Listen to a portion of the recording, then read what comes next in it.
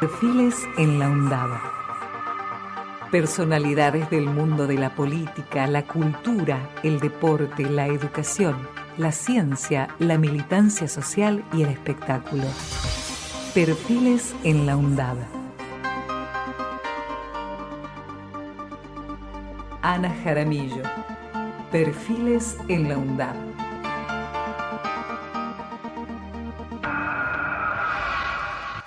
Ana, bienvenida, gracias por estar en la radio. No, gracias a ustedes. Ahí quiero arrancar con una pregunta porque tiene mucha frescura y está muy vigente. Cuando se ventila tanto esto de los últimos 70 años, describiéndolos como un deterioro, uno en ese recorrido de 7 décadas va encontrando expresiones riquísimas del campo nacional y popular, y creo que vale la pena que empecemos charlando de esos últimos 70 años, porque no solamente se los conmemora, sino que se los retoma en ese tiempo, ¿no?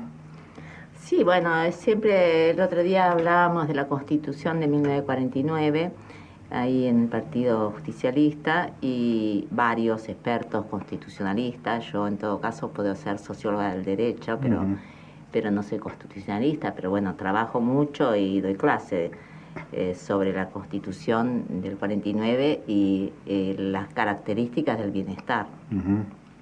Entonces son 3 hitos fundamentalmente, ¿no? O sea que siempre explico: la Constitución del 49, el Congreso Nacional de Filosofía del 49 y la gratuidad de la universidad, de los estudios universitarios. Pero no se puede confundir 70 años, por ejemplo, a Perón con Videla. Nosotros vivimos a Videla, los que tenemos también 70 años. Claro. Entonces no se puede confundir todo, ¿no? Después en el 73 vino Perón de nuevo. Pero, ¿qué decía la Constitución de 1949? Decía, justamente estaban imponiendo los derechos del trabajador, los derechos al bienestar, los derechos a las vacaciones, el aguinaldo que ya estaba. Fue muy trágico, o sea, haber derogado por un bando militar de Aramburu la Constitución de 1949. Y volvimos casi 100 años atrás, a 1853, imagínate. Pero lo importante es que después de la Segunda Guerra, algunos en Italia le llaman la Revolución de la Dignidad. ¿Por qué? Porque empieza a aparecer la dignidad en todas las constituciones, no solo en América Latina, que la primera fue la de Perón, del 49, donde habla de la dignidad del trabajador, donde habla del bienestar, donde habla, o sea, estaban buscando un modelo societal, de sociedad, que no fuera ni una ni la otra, ¿no? La tercera posición se llamaba. Claro. Entonces se deroga esa Constitución, siguen diciendo de los 70 años y no cuestionan a Suecia, a Finlandia, a Islandia, ¿no? Sí, cuando te dicen primer mundo, es una definición tan difusa. ¿Respecto de qué? Uno pregunta, ¿no?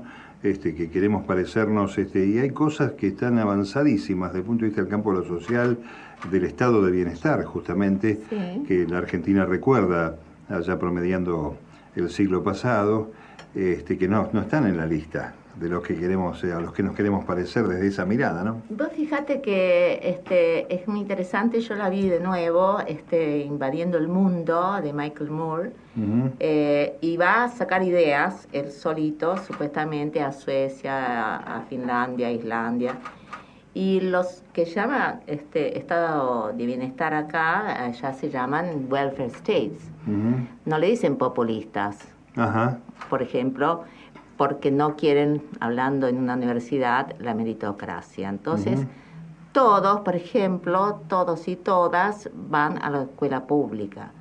Porque si arrancamos de distintos niveles, digamos, sabemos que un chico que no tiene una familia profesional, obviamente no es lo mismo que el que tiene de clase media o de clase alta, profesional. Entonces, el segundo hito sería para nosotros el Congreso Nacional de Filosofía, Uh-huh. donde Perón plantea justamente la comunidad organizada y que ahora estamos organizando el segundo, no el segundo, pero un homenaje a los 70 años. Sí, sí, sí. Y el tercero, que es muy importante para nosotros los universitarios, es que lo escondieron, todo se esconde, todo se tergiversa, entonces tuvimos que hacer otra ley. De hecho, la expresidenta se enteró en la Universidad Nacional de Lanús que había sido Perón el que eliminó los aranceles. Ajá. ¿Y por qué? Está muy explícito en la película de Leonardo Fabio, Sinfonía de un Sentimiento. Sí. Y eso es muy importante. Y yo siempre se lo decía, miren que fue una decisión histórico-política, ante lo cual no es como la lluvia, pueden revertirlo. Claro. O sea, defiendan la gratuidad, claro, que ahora cumple también 70 años. Entonces, me parece muy importante que estos 70 años que dicen ellos, o sea, los que ya sabemos, los que nos gobiernan en este momento, es que hubo una constitución que instauraba el estado de bienestar. Hubo un planteo de la comunidad organizada que no es una sociedad anómica y anónima. Es bien. Para el bienestar del pueblo. Está bien. Y también la gratuidad para nivelar y para que todos los hijos de los trabajadores pudieran ir a la universidad. O sea que esos 70 años que vos me preguntás, tiene 3 hitos muy importantes. Bueno, y como contraste, más allá de esa apariencia pendular, de algunos atisbos por momentos de bienestar o de recuperación del estado de bienestar, hay como una carga sistemática contra ese tipo de acciones que se vivieron en la segunda mitad del siglo pasado, ¿no? Es decir, de estos sectores a los que los retrocesos parece que les caben, ¿no? Volver a poner trabas, ajustar. Vos estás al frente de una universidad desde el año 96 en el campo popular, cuando tenían que escaparse para La Plata, para la ciudad de Buenos Aires, los que querían estudiar. Y se demuestra que de tanto en tanto aparecen estos atisbos de intenciones de llegar a ese estado de bienestar. Ahora, ¿qué falta? ¿Una reforma constitucional? ¿Qué es lo que podría pasar como para que se puedan pensar en esa recuperación? Yo creo que este es el modelo llamado neoliberal, o sea, el capitalismo financiero. Está socavando todo estado de bienestar. Ya sabemos los problemas que tenemos en nuestro país, pero no solo en nuestro país, también en Brasil, también en Ecuador, también, o sea, nosotros los que cumplimos 70 también, vivimos el 76 y nos salvamos algunos porque nos fuimos. Yo particularmente me fui a México y tuve esa oportunidad. Tengo una niña muy chiquita en ese momento, ahora tiene 47, va a cumplir ahora.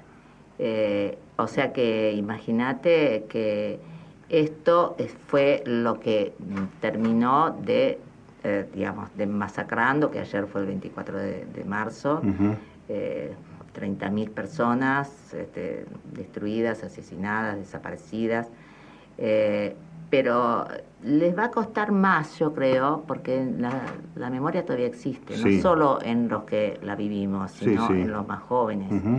Por suerte tuvimos una posibilidad de tener otros gobiernos que también querían un estado de bienestar. Esto no es un estado de bienestar, no es un estado de derecho, que después lo podemos hablar.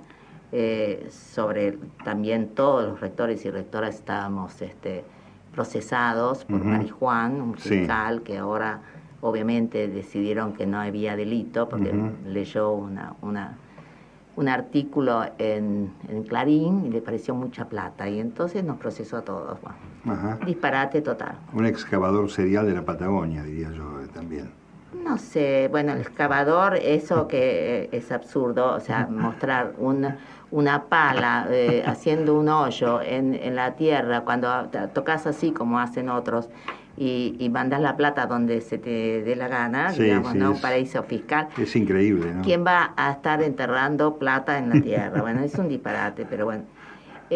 Los medios, todo lo que es cibernético, obviamente hace mucho mal.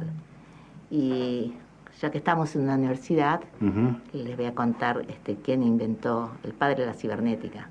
Ajá. Y Norbert Wiener.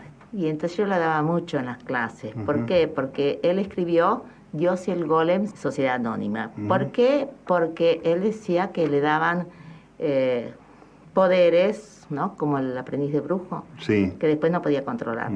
¿Qué hicieron con la cibernética? Que descubrió la retroalimentación y la puso en situación cibernética, tiran la bomba atómica. Lo primero que hicieron fue tirarla. Entonces muestra el descontrol. El descontrol que puede servir para bienestar o para justamente hacer una sociedad de ricos para ricos y donde el bienestar no existe para la gran mayoría. Ana Jaramillo. Designada en 1996 como rectora organizadora de la Universidad Nacional de Lanús por el Consejo Superior de aquel entonces, la universidad fue creada por ley en 1995 y empezó sus actividades académicas en 1997. Ana Jaramillo fue electa al año siguiente por el periodo 1998-2004. Posteriormente, fue reelecta por los periodos 2004-2010, 2010-2014 y 2014-2020.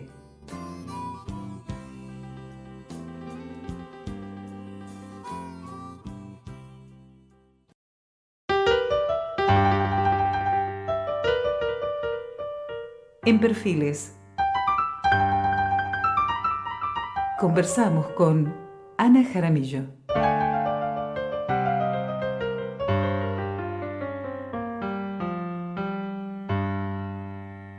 ¿Cómo fue el exilio en México? Bueno, primero quiero, como siempre, agradecer a México porque nos salvó a muchos, miles, no solo argentinos, porque estaba el Plan Cóndor. Sí, por supuesto. Entonces, argentinos, uruguayos, chilenos, bolivianos, brasileños, estábamos todos ahí, en México. Y acá fue muy interesante porque el embajador que antes del 76, pero bueno, ya estaba la AAA operando, lo amenazaron porque estaba vacilando cuando supuestamente estábamos en democracia. Entonces, Celso Delgado se llamaba, que sacó a Rigui, que acaba de fallecer, a Rodolfo Puigros, a muchos, y entonces dijo que eran sus huéspedes. No estaba vacilando, eran sus huéspedes. Sí, me acuerdo yo y los sacó, un divino. Pero bueno, el exilio, para los que pudimos estudiar, por ejemplo, seguir estudiando... ¿Vos tenías terminada la licenciatura ya? No. Ah, no. No, yo estudiaba filosofía. Ajá. Pero me reconocieron, me faltaban 2 materias en Flaxo, México, y terminé la maestría en sociología. Ajá. Y tenía este empecinamiento con la filosofía. Entonces, cuando termino la maestría, voy a la UNAM a ver si podía hacer el doctorado en filosofía.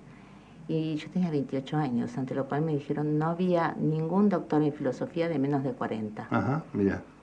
¿Te gustó? Una cuestión etaria de la filosofía. Y yo pensaba, ahí tengo que esperar muchos años. Y encima te pedían papeles que yo no tenía. Por ejemplo, la primaria. Claro. Y bueno, y encima la primaria la hice en Italia. O sea, no, era imposible, la verdad, todos los papeles que me pedían. Pero bueno, como digo ahí en ese papel que tenés ahí, los títulos de filosofía, todos filosofamos. Ajá. No. El hombre filosofa. Sí, porque pone en cuestión la realidad, pone en cuestión, y yo ahí pongo que desde la niñez, o sea, vos qué le contestas a un niño que te dice, ¿por qué tengo que comer algo que no me gusta? ¿Y por qué me tengo que ir a dormir? ¿Y por qué? Y el libro de los porqués que leíamos cuando éramos niños. Sí.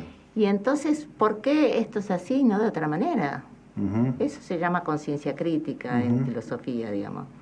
¿qué es la filosofía? Justamente, preguntarse, asombrarse, dudar, elegir, optar. Y no es para un título, como decía un profesor mío de filosofía, profesor de filosofía ajena. Estamos dando vueltas sobre este tema con la intención de contar esta, no sé cómo calificarlo, porque 70 años después va a ser la Universidad de Lanús sede de un congreso de filosofía que tiene uno, por el olfato de los años y la recorrida militante, un parentesco profundo con aquel del 49. Es un homenaje. Y obviamente la carga de recuerdo y de memoración, porque también es una rareza que en esa descalificación de la contraparte el peronismo haya producido un congreso de filosofía, ¿no? Para ese pensamiento lineal de estos muchachos es como casi como ofensivo, ¿no? Sí, pero también hay muchos que no solo desde el gobierno, que dicen con todos los problemas que hay en nuestro país, y vos haciendo un congreso de filosofía, ¿y qué es la filosofía? Volvemos a lo mismo, ¿no? Es poner en cuestión, ¿por qué estamos así y no de otra manera? ¿Por qué esto es así y no podemos cambiarlo? Por eso empieza la niñez, o sea, Gramsci siempre decía, que lo tomó de Benedetto Croce, que todos somos filósofos. Ninguno de los dos tenía formación. No, por ejemplo, Croce decía, bueno, después de 50 años, ahí lo tenés escrito porque no quiero equivocarme, sin título, y hay otros que tienen título sin filosofía. Claro, yo mismo, al que le gusta filosofar sin título, al contrario de aquellos que muestran títulos sin filosofía, adopté solo tardíamente, casi formado por las cosas mismas, para designar el lugar en el que había trabajado espontáneamente y el camino que había seguido por más de 50 años. O sea que medio siglo después el hombre ratifica su compromiso con la filosofía. Y bueno, y después ya que estamos en la universidad, digo el título, obviamente, Gramsci, que fue muy famoso también, Antonio Gramsci, escribe El materialismo histórico y la filosofía de Benedetto Croce, en el cual, bueno, discute mucho, etcétera, etcétera, pero sí dice que, ahí dice que hay que destruir eso de que es difícil, la filosofía es difícil, ¿no? Que es solo para eruditos, intelectuales. No. Acá tenemos 4 días para filosofar. ¿Quiénes son? Porque hay nombres importantes, hay figuras atractivas, ya incluso diría yo de pan filosóficamente, ¿no? Porque vienen con una gran carga política, democrática, del pensamiento de esta región también bastante maltratada, ¿no? Por esa ola de gobiernos neoliberales, de gobiernos de derecha. Sí, vienen, bueno, ya Aristóteles, volvemos a la filosofía, decía que la filosofía terminaba en política. Pero vienen Carmen Borges de Venezuela, que es una historiadora que creo que es diputada en este momento, pero a su vez ella hace todo un planteo sobre Francisco de Miranda. Viene también Oroña, un mexicano, y también parlamentario, muy bueno. Viene el vicepresidente de Bolivia, que es Álvaro García Linera, sí. Álvaro García Linera, que justamente escribe sobre el sentido común, que es la filosofía, digamos. ¿Y dónde está la filosofía? Viene también Piedad Córdoba, de Colombia, colombiana. Viene, bueno, mandan mensajes, porque ya no puede viajar Chomsky, el Papa Francisco, van a mandar mensajes, están muy contentos que hagamos esto. También está Pierre Sané, que es filosofía de la dignidad, porque él, aparte de ser africano, sudafricano, es director de UNESCO y también de Amnesty, estuvo en todos los genocidios africanos. Bueno, es realmente una persona muy, muy capaz y muy comprometida, ¿no? ¿Cómo está la recepción argentina para todo esto? ¿Cómo encontraste a tu propia casa, tu universidad y el resto, ¿no?, de los participantes? ¿Hay expectativa? Nosotros íbamos a hacerlo en Mar del Plata, pero como no hay plata, como siempre, nos juntamos 8 instituciones académicas y políticas, llámese la Universidad de las Artes, la Universidad de José C. Paz, la Universidad de Florencio Varela, Mundo Sur, donde está el ex canciller, UMED, bueno, nos juntamos, pueden ir a la página todos los que quieran interesarse, y entonces cada uno pone lo que tiene, lo que puede. Los gremios de docentes universitarios también, pero hay organizadores que nos pusimos al hombro este congreso. Por ejemplo, Baltasar Garzón, que es amigo de la casa también, en filosofía jurídica, para que cuente justamente, porque estamos sosteniendo que no hay un Estado de Derecho en este momento funcionando. Entonces se hace cargo José C. Paz. La Universidad de las Artes se hace cargo de el ex ministro de Educación de Ecuador, René Ramírez.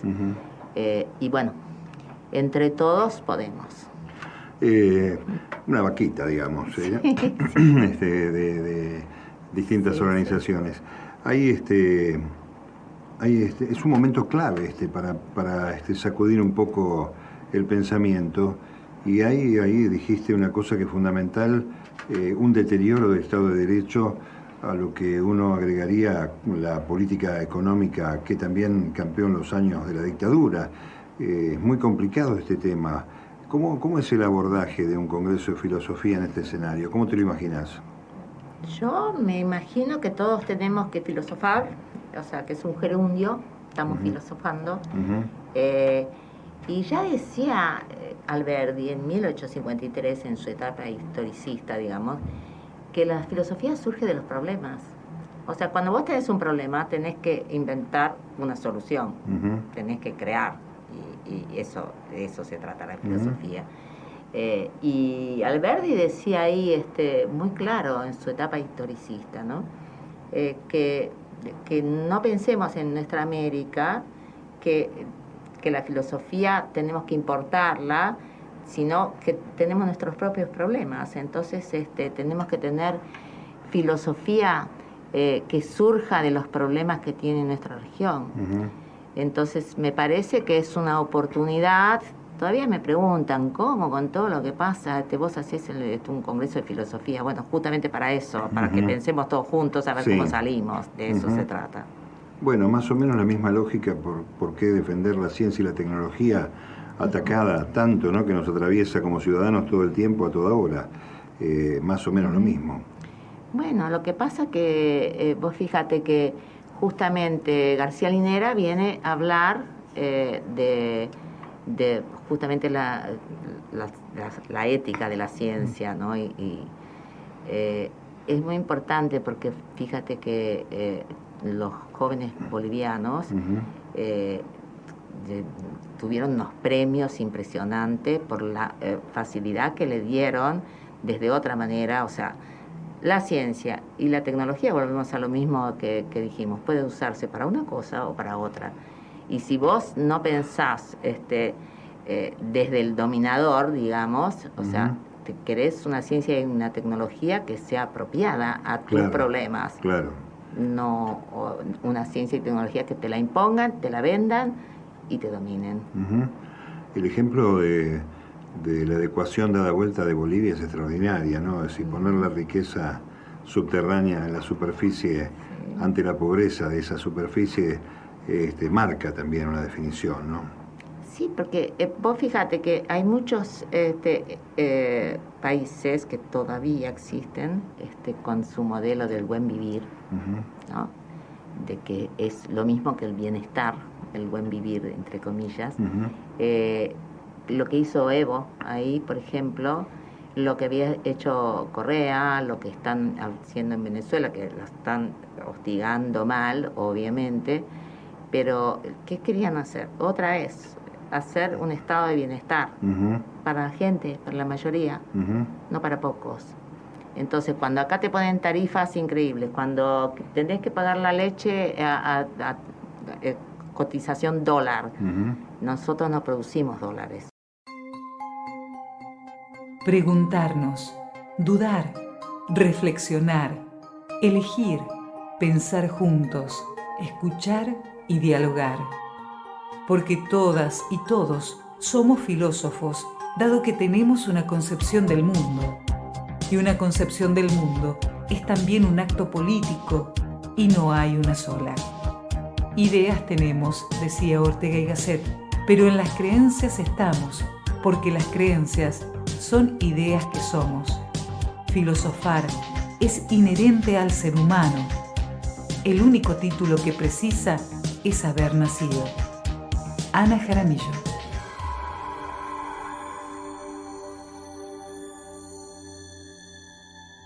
Perfiles en la UNDAD.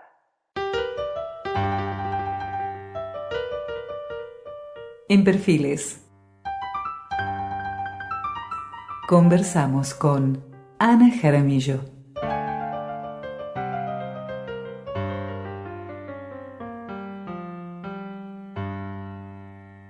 La experiencia, bueno, algo distante mexicana, pero tan vigente y tan cerca nuestro, como tan luego ser el primer afectado por la vecindad. ¿Cómo lo ves a Andrés Manuel López Obrador? ¿Cómo ves este México nuevo?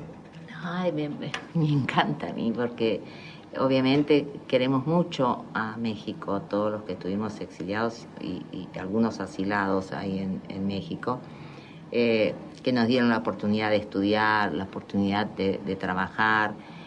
Realmente éramos miles, no solo argentinos, chilenos, uruguayos, o sea, ahí funcionó la patria grande de justamente como contraposición, porque todos terminamos en México. Y México tiene una tradición de asilo impresionante. Nos asilaron y nos protegieron a todos, o sea, incluso fueron a matar gente ahí y los agarraron y le dieron una paliza terrible. Eran 3, que entre otras cosas querían a Puigros, obviamente. Claro. Y bueno, les dieron una paliza y los mandaron, dijo el periodista, no el periodista, pero mandó el mensaje: la próxima vez vuelven en cajones de pino. O sea, no se atrevieron nunca más a ir a matar gente, así como hicieron en Perú, así como hicieron en varios lugares, que entraron servicios de inteligencia argentinos y secuestraron gente. Sin duda, ¿no? Bueno, por suerte la memoria está. Yo, sabés que me llamó la atención, no los conté, la cantidad de cochecitos con bebés en la marcha del 24 de marzo. Hay una transferencia, sin duda, de más de 2 generaciones ya, de esos 40 y pico de años. Eso es una buena reserva. Lo que pasa es que cuestionan la cifra. Es como cuestionar la cifra del Holocausto. Es absurdo, digo. Claro. Miles y miles que estuvieron, que desaparecieron, que mataron, que nos exiliamos. Todos los hijos nuestros, por ejemplo, en México, tienen esa memoria, queda claro. Yo me volví cuando yo amo a Cantinflas y dije: mi hija está hablando como Cantinflas, como el Chavo del Ocho. Y Cantinflas siempre decía: actuamos como caballeros o como lo que somos. Muy bueno. Por eso yo soy como soy. Está bien. Ese regreso fue cruento, fue complicado reinstalarse, volver. Fue un poco cruento, pero cruento. Más cruento fue todo lo que pasó. Fue complejo el retorno, pero porque algunos ya pensaban que no volvíamos más, ¿no? Y volvimos y empecinados en tratar de volver a pelear por un país más justo, que de eso se trata. O sea, bueno, yo en realidad desde muy chiquita, porque vivía en una casa grande, ¿no? Con todos los lujos, digamos, pero fui es una anécdota muy graciosa, trágica, pero entonces en la campaña de Frondizi, mi mamá me lleva a hacer regalitos, mi mamá trabajaba para Frondizi, para la UCRI, llevar zapatitos o zapatillas a una villa, la Villa de la Carrera. Entonces yo contenta, porque tenía 7 años, ponele, contenta de llevar los regalitos, ¿no? Entonces me dice, bueno, vos llevas, no había calles, obviamente, la familia Pérez, ponele. Entonces llevo mi regalito, recontenta, pero veo por primera vez una niña en harapos, ¿no? Que yo no sabía, descalza, de mi misma edad. Cuando salgo de darle los zapatitos o las zapatillas, me encuentro con un duelo criollo, ¿no? Facón, se estaban batiendo duelo afuera. Sí. Entonces me agarra una amiga de mi mamá, que mi mamá le decía señora gorda, y como era gorda yo no entendía la metáfora, y de repente empiezan los villeros a romper todos los autos, y entonces me decía, mi marido me mata, mi marido me mata, porque rompieron todos los... Entonces fue mi primer pregunta filosófica, ¿por qué si le trajimos regalitos rompen todos los autos? ¿Y quién es Perón? Porque estaban arriba de los techos diciendo Perón, claro. Plom, Perón. Y fue mi primera pregunta. Y cuando mi mamá nos fuimos a Italia, veo en una feria del libro una nena, como yo, en harapos, y pedí que me compraran ese libro. Era Humillados y Ofendidos de Dostoyevsky. Me lo leía a los no sé qué, 12 años, y le pedí a mi mamá otro de ese señor. Y mi mamá debe haber pensado, como le dije en una entrevista, que era una niña muy rara. Muy rara. Pero me quedó para siempre que no se puede humillar, ni ofender, ni denigrar, como hace este gobierno con la gente que no accedió. Bueno, pero además una imagen que debe haber definido lo que sería tu vida posterior, sí, ¿no? Exactamente. Marcar por eso te lo cuento. Un punto de partida, sin duda alguna, para llegar a esta instancia. Bueno, fuera de la grabación de este programa, que está hecho el día después del 24 de marzo, te calificaste, te autodefiniste como 3 veces académica. Por la universidad, por Racing y por la del tango. Contame un poco de dónde viene el afecto y el acercamiento al tango. Sos académica de nombre de la academia, no es poca cosa, un asiento. Sí. ¿Cómo se llama tu asiento? ¿Qué tango es? Es Recuerdo de Pugliese. Recuerdo, ni más ni menos. Sí, pero es dificilísimo para tocar, Sí. No te creas que es tan fácil. No, bueno, pero un tangazo. Sí, es un tangazo. ¿Cómo fue el tema del tango, la relación con el tango? La relación con el tango, en mi casa era muy tanguera mi mamá. Y escuchaba también a Tita Merelo, que era una mujer que hablaba en lunfa. Y bueno, teníamos todos los discos de Gardel, todos 78. ¿No, 78? No. Sí, 78, sí. Y de pasta. Y sí, de pasta, pero... y después, yo creo que también el tango, como le dije a Francisco en su momento, no está Perón, no está el Estado, y qué hacemos con el Congreso de Filosofía. Y le llevé unos libros míos de tango, de Vida y Pasión de las Dos Orillas y el Tratado de las Pasiones en tango, porque parece que las pasiones son malas, parece, sí, ¿no? Para algunos. Tiene mala prensa, digamos. Sí, y entonces, bueno, ¿qué pasó? Que me di es filosofía también el tango. Lo que tenemos que hacer es filosofar, digo, porque si vos lees por ejemplo, cualquier tango en general, más allá de que los tiempos cambian, algunos, por ejemplo, le dijimos, no vamos a repetir las 20 verdades, a ver si queda claro. Hay otros problemas, 70 años después, hay que empezar a filosofar, ¿no? A ver cómo salimos de esta. y cómo, por qué esto es así y no de otra manera, no como la voluntad y nuestros valores fundamentalmente nos exigen. Y el tango es eso para mí, es filosofía, ¿no? Como dice Cambalache, claro. Yo aprendí filosofía, da dos timbas y la poesía cruel.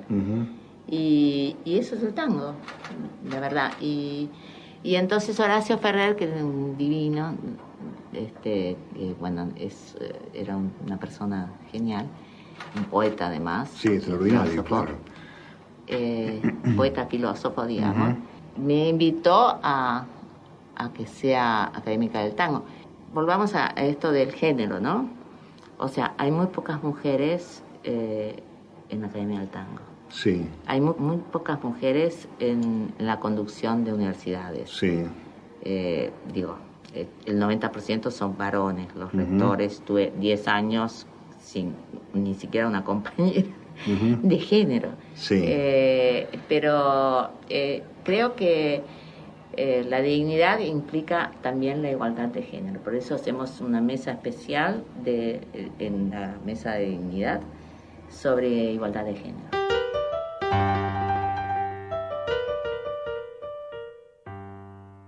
Jaramillo es doctora en Sociología y licenciada en Sociología por la Universidad de Buenos Aires. También es doctorada en esa disciplina por la Universidad de Ciencias Políticas y Sociales de la UNAM de México. Obtuvo también la maestría en Sociología en Flaxo, México, revalidada por la UBA. Es autora del libro Enigmático Suicidio, presentado como tesis doctoral de la UNAM, y es la continuación de la primera investigación en el libro Fuelle y Melancolía. Jaramillo ha sido también consultora de la Organización Internacional del Trabajo en México y Perú, y autora de numerosas publicaciones en México, Italia, Japón, Perú y Argentina. Desde 2003 es miembro del Comité Asesor para la Paz, creada por la Asamblea General de las Naciones Unidas. Perfiles en la UNDAD.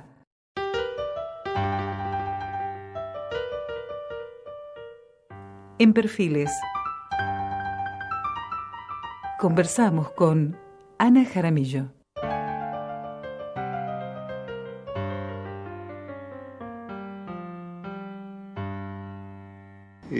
Eva Perón y el tema del género. Para empezar, los derechos cívicos, civiles, que las mujeres pudieran votar, por ejemplo, no como ahora que se avanzan los derechos de las mujeres, pero ya en ese momento es contrafáctico todo lo que se hace. Ay, ¿por qué no hicieron esto? No lo hicieron porque no era la época, ¿no? Claro, porque yo te hice esta pregunta con alguna mala intención, reconozco, porque a veces estos grandes colectivos que uno acompaña, medio como que la han dejado a un costado y prácticamente uno la mira como a la distancia como una feminista fáctica a Evita, es decir, desde los hechos, no necesariamente tenía que contar o narrar esos movimientos. No, uno puede hacer sin decir, uno puede obrar. Yo, por ejemplo, no me siento feminista, en el sentido de que toda mi lucha en realidad es por la justicia social. Entre las cosas que tenemos que hacer, obviamente, es que la mujer se equipare al hombre. Pero, digo, también quiero que los niños tengan prioridades. También quiero que no solo las ancianos o los adultos mayores, como tenemos nosotros 3.000 ahí en la universidad, puedan también ser felices y puedan tener esparcimiento y puedan tener vacaciones y puedan tener lo que están haciendo con el adulto mayor es terrorífico. Sí. Y bueno, hay que ocuparse en general. En las dos puntas, ¿no? social. Porque es un modelo asesino. Si no tenés vacunas, si no tenés para darle de comer, si no tenés acceso a medicamentos. Salud, los medicamentos están fatales. Los medicamentos también, como la leche. O sea, pero bueno, por eso yo digo, mi hija a veces me cuestiona, pero yo trabajo por la justicia social, como digo, no quiero ni humillados, ni ofendidos, ni niños en harapos, ni que no tengan zapatos, ni que no tengan remedio, ni que no tengan escuela y no puedan ir a la educación. La igualdad de oportunidades para todos, ¿no? Es el sueño que uno todos tiene. Todos y todas, hay que decir ahora. Todos y todas, y todes también, ya que están no, allí. bueno, yo creo que la cultura, como siempre, crece desde el pie, como los árboles. No se pueden adelantar. A veces me dicen los arquitectos, el hormigón no fragua a la velocidad que vos querés, por ejemplo. Claro. Y yo quiero todo rápido, pero bueno, no es rápido. Entonces el lenguaje es muy importante. De hecho, ya que estamos hablando de filosofía, había un autor, un filósofo alemán, que decía que hablaba de la superioridad del pueblo alemán. ¿Por qué? Porque me voy por las ramas, pero sigo en el tronco, como decía un amigo. Pero este filósofo decía que la superioridad del pueblo alemán es el lenguaje. ¿Por qué? Porque es el único lenguaje vivo que se desprende de sus propias raíces. Y le voy a explicar, porque si no parece chino. Vos, por ejemplo, le decís a alguien antropológico, ¿de dónde sale? Del hombre.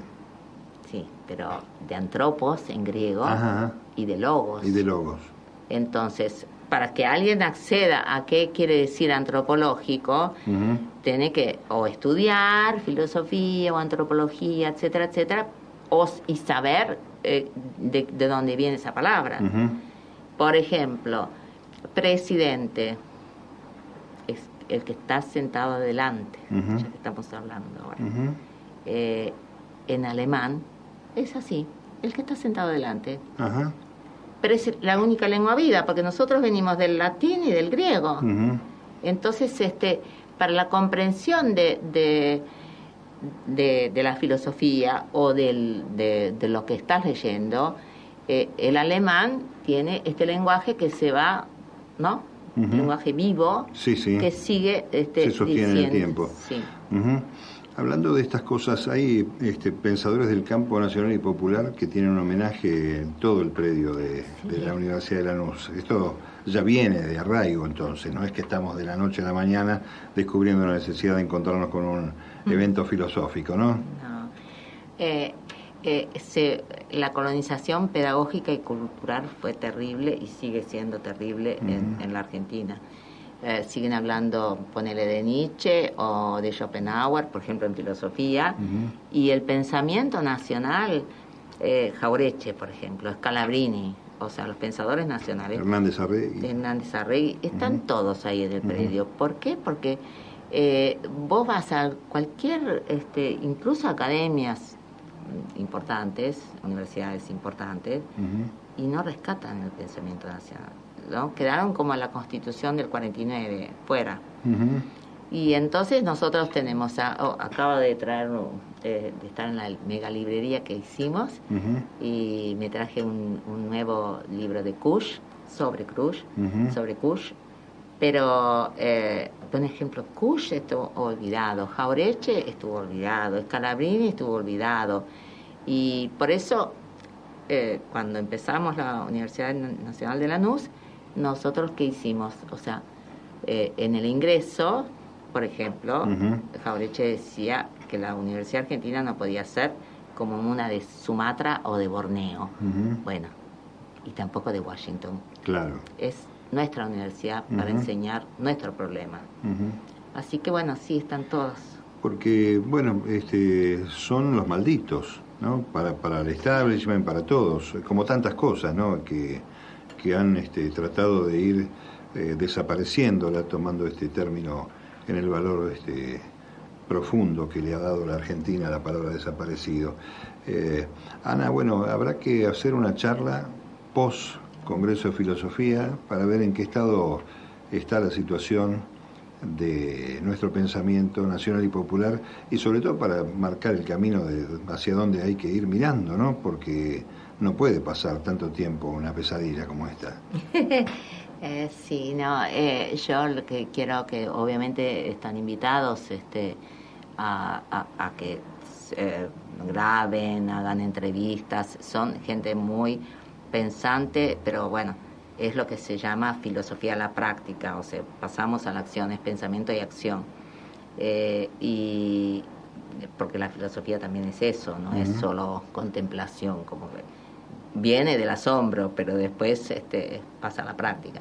Y las mesas que pusimos, no fue fácil, la verdad, todo esto, pero bueno, me lo puse al hombro en principio, que me encanta además la filosofía desde siempre. Me encanta pensar, y pensar colectivamente es bueno por dialogar, pensar, preguntar, decidir, elegir, todo eso que sabemos que hacemos con la filosofía.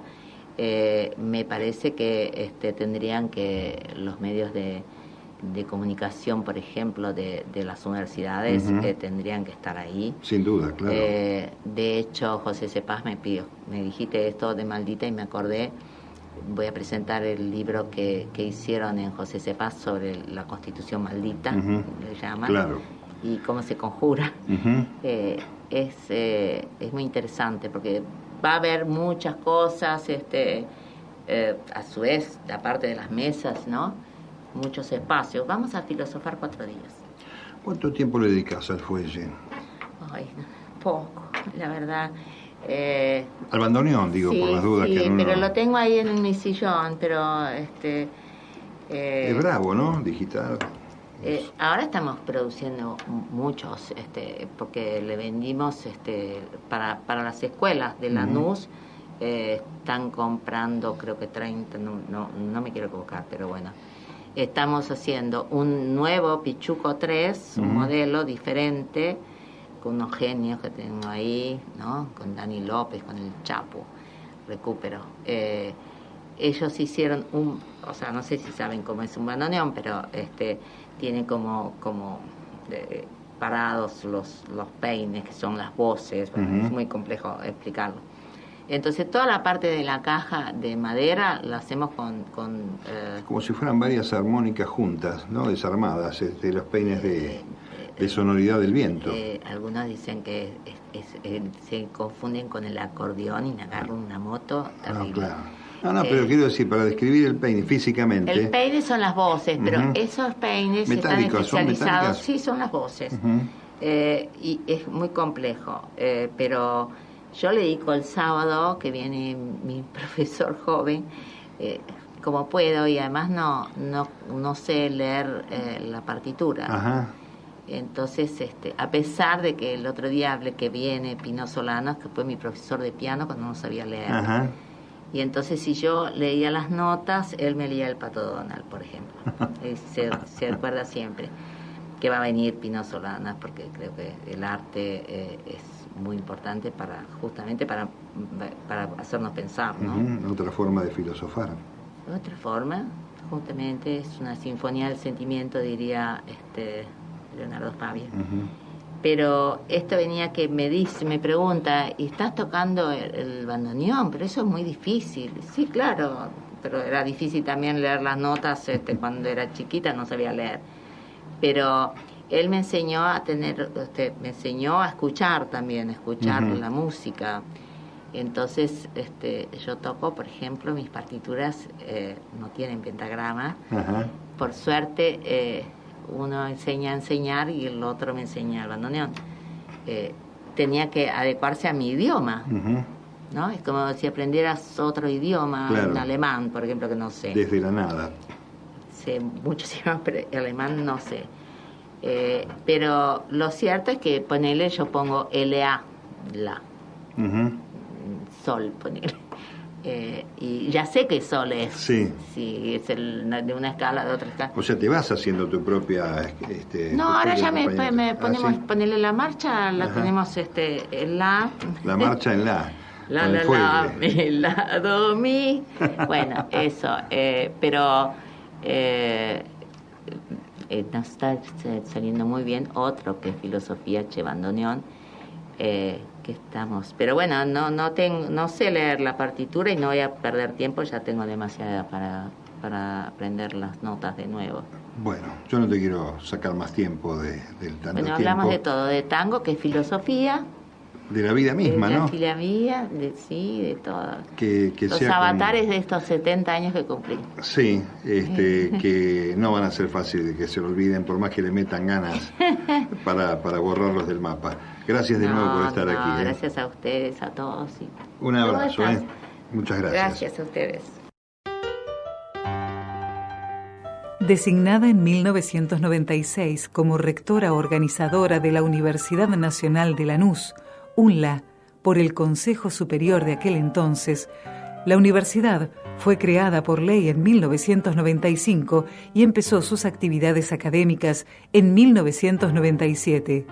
Ana Jaramillo fue electa al año siguiente por el período 1998-2004.